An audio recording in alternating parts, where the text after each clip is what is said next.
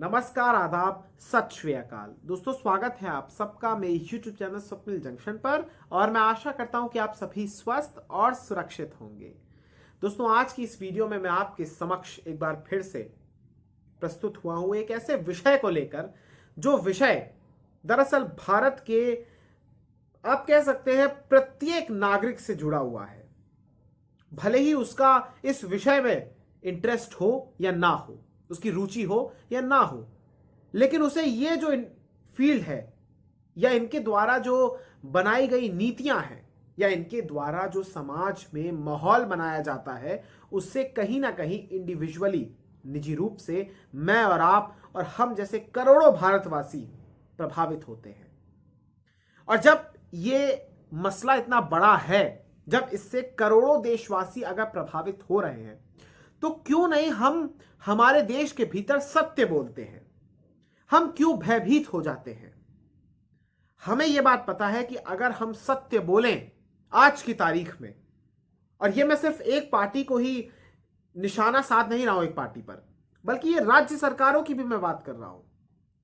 आज की डेट में अगर आप सत्य बोलेंगे और वो सत्य अगर उन राजनीतिक दलों के अनुकूल नहीं होगा, उन्हें अगर वो सूट नहीं करता होगा, तो वाकई में आप पर शिकंजा कसा जाएगा और वो किसी भी रूप में हो सकता है। लेकिन फिर भी हर दौर में कुछ लोग ऐसे होते हैं जिन्हें सत्य बोलना चाहिए। हर दौर में कुछ ऐसे कवि होने चाहिए और होते हैं भी जो सीधे तौर पर सत्ता से टकराते हैं। हर दौर में ऐसे पत्रकार भी होते हैं जो सीधे तौर पर सत्ता से, सत्ताधीशों से प्रश्न पूछने की हिम्मत रखते हैं। और हर दौर में ऐसे आम आदमी भी होते हैं जो कभी भी सरकार के अत्याचारों को बर्दाश्त नहीं करते हैं।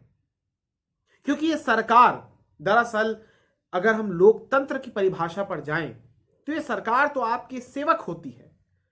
लेकिन फिर क्यों ऐसा हो जाता है कि जो बातें हम सोशल साइंस की या फिर हम पॉलिटिकल साइंस या फिर सिविक्स की किताबों में जो हम सब पढ़ते हैं स्कूल कॉलेजेस में, तो वहां तो लिखा होता है कि democracy is for the people, of the people and by the people. तो इसमें ये पीपल कहां चला जाता है? ये पीपल क्यों एक वोट में तब्दील हो जाता है? ये पीपल क्यों एक जाति में तब्दील हो जाता है? ये पीपल क्यों एक धर्म में परिवर्तित हो जाता है? धर्म विशेष का हो जाता है, जाति विशेष का हो जाता है, क्षेत्र विशेष का हो जाता है? क्यों नहीं वो भारतवासी या भारतीय नहीं रहता? वो इस पर बात क्यों नहीं करनी चाहिए?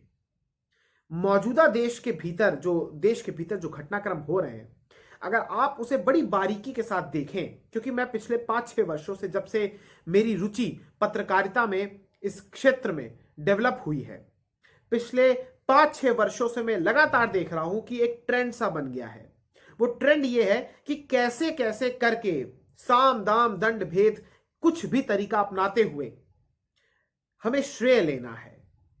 और बड़ा मुश्किल होता है दोस्तों, मैं आपको बताना चाहूंगा, एक राजनेता होना, एक राजनेता का जीवन बड़ा मुश्किल होता है। कांटों की सेज आप कह सकते हैं होता है, कांटों का ताज होता है वो, आप ये कह सकते हैं।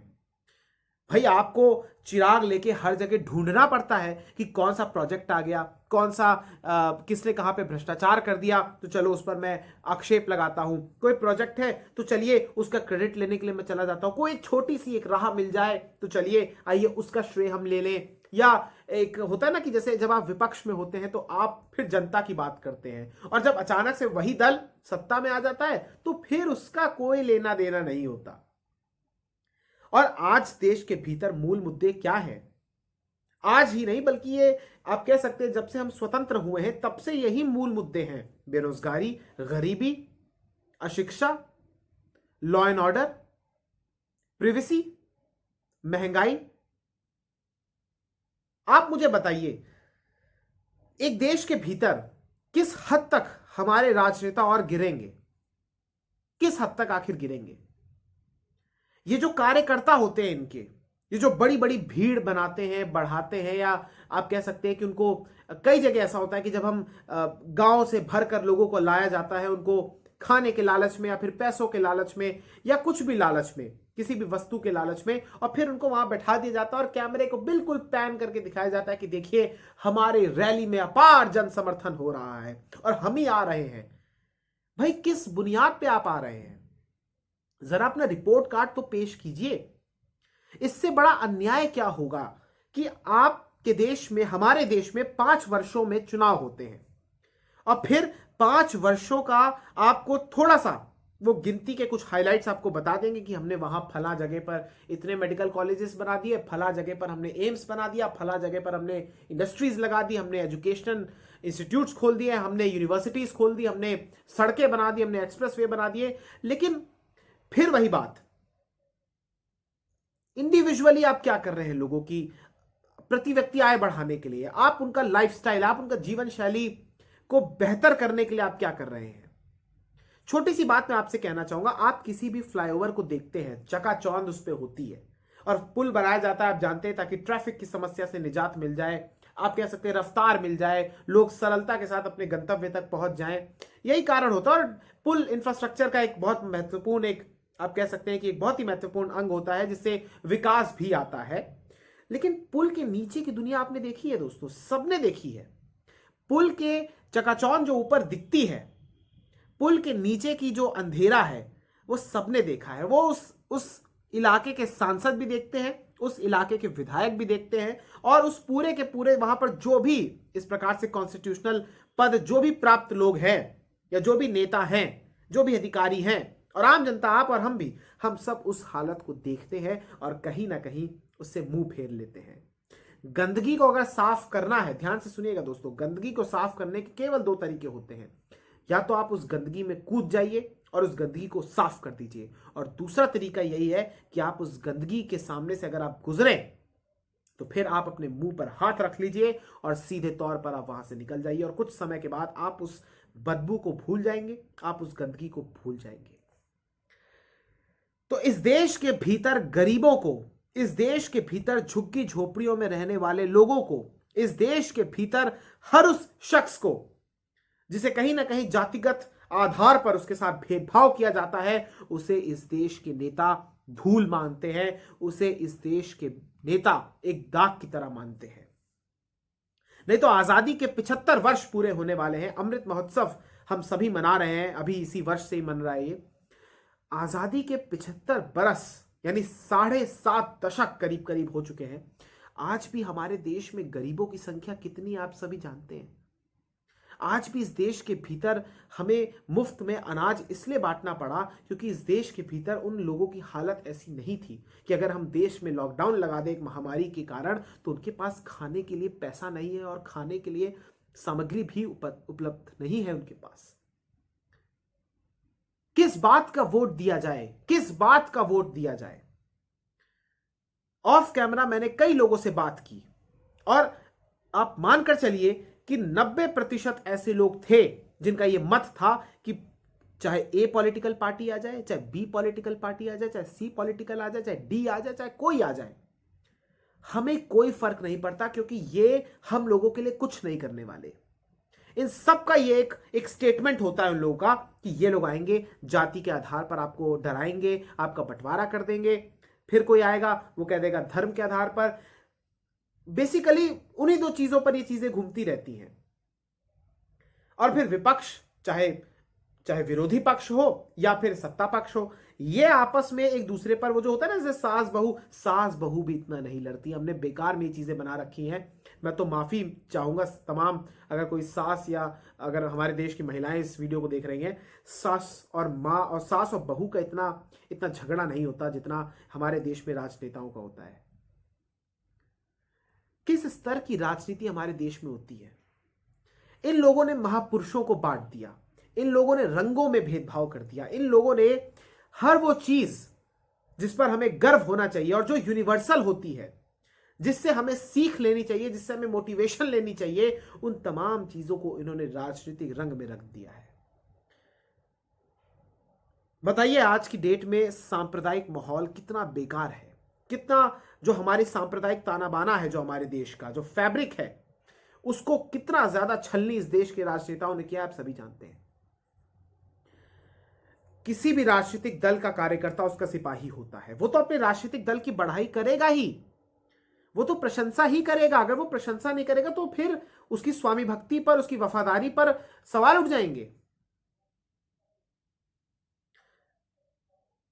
As a nation, as a citizen, बल्कि अब मैं बात करूं, हम अपने देश में जो ये लाइन है ना दोस्तों, ये खाई जो है अमीर और गरीब के बीच, इस खाई को हमें पाटने की आवश्यकता है। और इस देश के नेताओं की यह मंशा नहीं है कि वो इस खाई को पाटे, क्योंकि जब चीजें उनके उनके अनुकूल होती हैं वो उन तमाम सेवाओं की स्थापना कर देते हैं, और जब चीजें जहां पर उनके अनुकूल नहीं होती है वो वहां पर फिर देखते भी नहीं है। हम ये अक्सर क्यों कहते हैं कि नेताजी फला जगह पर लापता के पोस्टर लग गए नेताजी के या सांसद महोदय के? क्योंकि वो अपने क्षेत्र का दौरा ही नहीं करते हैं। मान लीजिए अगर फरवरी में चुनाव हुए, फरवरी 2022 में, तो फिर आप मानकर चलिए कि कई ऐसे इलाके होंगे जहां पर 2027 तक वहां पर लोग नहीं आने वाले, ये जो जनप्रतिनिधि चुन के जाते हैं। और अभी हमने 17 में भी देखा, अभी हमने 19 में भी देखा, हमने इससे पहले भी हमने देखा। इस देश की राजनीति इस प्रकार से ही है, वो एक ढर्रे पर ही चल रही है। क्यों आखिर लोग राजनीति के बारे में हताश हो जाते हैं आज भी? क्यों लोग ऐसा कहते हैं कि अरे यार कोई भी आ जाए, हमारा कुछ भला नहीं होना है? क्यों? आपने कभी ये सोचा? इसलिए क्योंकि इस देश की राजनेता केवल आते ही अपनी तिजोरी को भरते हैं। वो सीधे तौर पर उन इंस्टीट्यूशंस पर आक्रमण करते हैं जो उन पर सवाल उठाए, और फिर जो सवाल उठाता है या तो उनका पैसों से मुंह बंद कर दिया जाता है, या फिर उन पर आप कह सकते हैं रेड पड़ दी जाती है, या फिर उनको सेवानिवृत्त कर दिया जाता है, उनका स्थानांतरण कर दिया जाता है, और फिर उनको उस लायक ही नहीं छोड़ा जाता कि भाई आप कहीं पर कुछ कर भी सके। कैसे चलेगा ये? सरकार जो होती है ना दोस्तों, सरकार तो ऐसी होनी चाहिए कि भाई अगर लोगों को कष्ट हो रहा है तो हम त्वरित नहीं तो कम से कम हम उसका समाधान करने के लिए एक विधिवत तरीके से, एक आप कह सकते हैं न्याय संगत या कुछ भी करके हम उस पूरी की पूरी जो समस्या है उसका समाधान निकालने के लिए हम आपके द्वार आ जाएं। लेकिन यहां सरकार किस प्रकार की है? आप एक जेब में 100 रुपए आप एक जेब से काट लेते हैं, बाद में अगर 10 रुपए आप रख देंगे तो आप उसको प्रॉफिट कहेंगे क्या? ये प्रॉफिट है?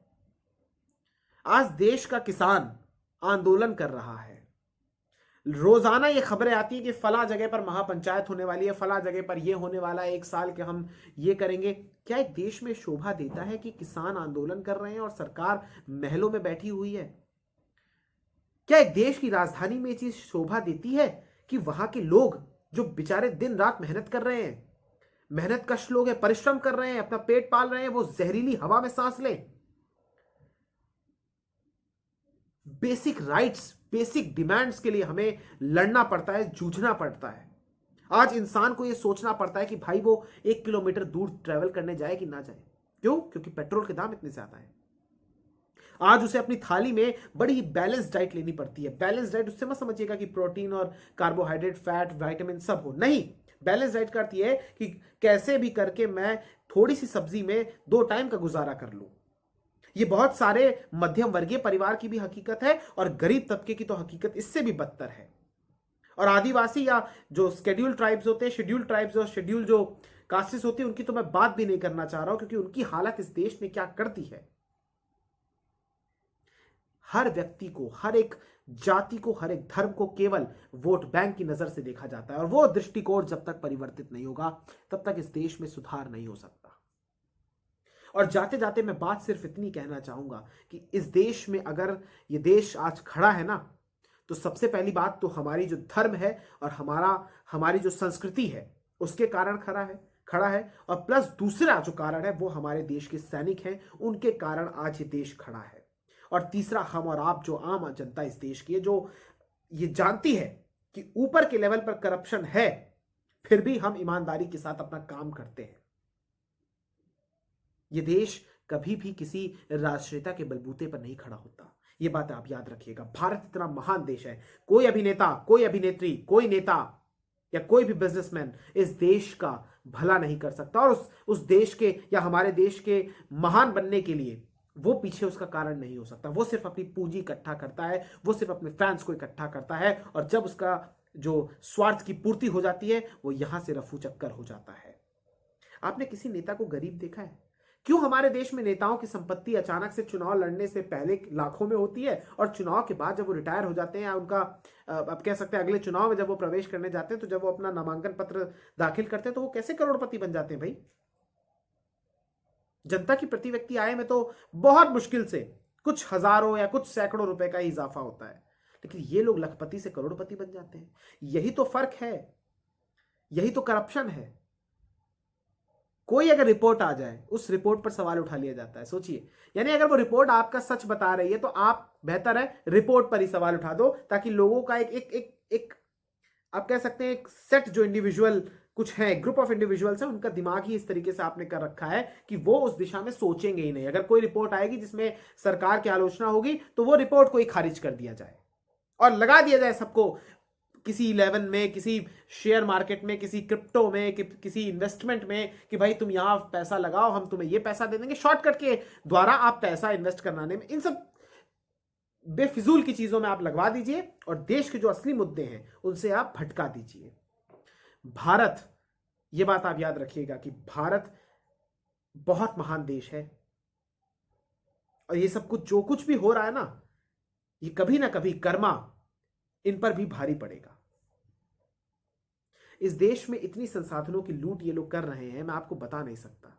और सच बोलने का आपको जुर्माना देना पड़ेगा, सच बोलने की आपको सजा हो जाएगी। ये कौन होते हैं भाई जो एंटी नेशनल कहते हैं? ये कौन लोग हैं? आज देश में हम सब किन समस्याओं से जूझ रहे हैं, लड़ रहे हैं, आप सभी जानते हैं। और कितने ध्यानपूर्वक और कितनी तीव्रता के साथ हमारे राजनेता इन तमाम समस्याओं पर पर्दादारी कर दे रहे हैं, ये भी आप जानते हैं। कभी जिन्ना, कभी सरदार पटेल, कभी मुगल, कभी हिंदुत्व, कभी इस्लाम, कभी पता नहीं क्या क्या करते हैं। कभी नाम चेंज कर देंगे, कभी एक्सप्रेसवे, कभी कुछ कभी कुछ। असली मुद्दों से आपको भटकाना है। मसला यही है ना, असली मुद्दों से आपको भटकाना है। और एक बात जाते जाते इतना कहना चाहूंगा कि अमीरों की बस्ती में, अमीरों की महफिल में, बल्कि बस्ती तो गरीबों की होती है, अमीरों की महफिल में कोई पाकिस्तानी, कोई हिंदुस्तानी, कोई हिंदू, कोई मुसलमान नहीं होता। वहां पैसा बोलता है और वहां पर ये लोग इकट्ठा होते हैं। लेकिन गरीबों को आपस में भिड़ाते हैं। वहाँ जाति भी उभर के आ जाती है, वहाँ धर्म भी उभर के आ जाता है, वहाँ ऐसे ऐसे मुद्दे भी उभर के आ जाते हैं ताकि उनका वोट हमारे पास आ जाए। और वोट जब जिस दिन आ जाएगा तो हम इस देश के संसाधन को लूटेंगे, इस देश के खजाने को लूटेंगे और अपने घर में उन लोगों का खून पसीने से जो कमाई है, जो गाढ़ी कमाई है, उस पर हम मौज करेंगे। कटु शब्द है और हर राजनेता के लिए नहीं बोल रहा हूं, लेकिन मैक्सिमम राजनेता इस प्रकार के हैं। जिस देश में आपराधिक छवि वाले लोग राजनेता बनते हो, जिस देश में धन बल बाहुबल के नाम पर राजनेता बनते हो, उस देश का भगवान ही भला कर सकता है। लेकिन भारत बहुत महान है। भारत कोई मामूली देश नहीं है। भारत जीता जागता एक विचार है और हम सब इस भारत के अंग हैं। हमसे ये देश है। इसलिए जागरूक रहिए, सतर्क रहिए और अपने आसपास जो भी बेईमानी कर रहा है उससे एटलीस्ट क्वेश्चन जरूर कीजिए। शुक्रिया दोस्तों, नमस्कार, जय हिंद, जय भारत, वंदे मातरम, इंकलाब जिंदाबाद, सत्यमेव जयते। धन्यवाद, नमस्कार।